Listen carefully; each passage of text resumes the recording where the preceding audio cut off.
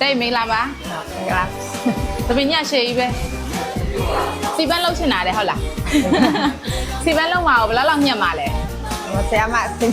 င်ပြေတယ်လို့စီပန်းဆိုရင်တဲ့လေဒီလောက်ဆိုရင်တောင်ရှေ့လုံးနဲ့ဒီလောက်လေးမှာတဲ့စီပန်းကွေးလေးတွေကပေါ်မှာနော်စီပန်းပုံစံမျိုးလုပ်မယ်ပြီးအပေါ်ကတက်ရဲဖြစ်အောင် rebound လေးရောစီပန်းရဲ့ rebound ရဲ့နှစ်မျိုးပဲလားဆေးဆုံးဆေးဆိုမှာဆေးဆိုရင်တော့ရဲလှပါပါဟုတ်တယ်နော်ဒီမှာ baby highlight လေးရှိရဲ့အဲ့ဒါကိုဆေးလေးကိုပြီးတော့မှအရောင်လေးကရွေးလိုက်မယ်လေနော်စီပန်းလုပ်မယ် rebound လုပ်မယ်ဆေးဆိုးမယ်ဆေးဆိုးတာကကြိုက်တဲ့အရောင်ရှိလားစိတ်ထားတာတွေပါလေရှိလားညူရောင်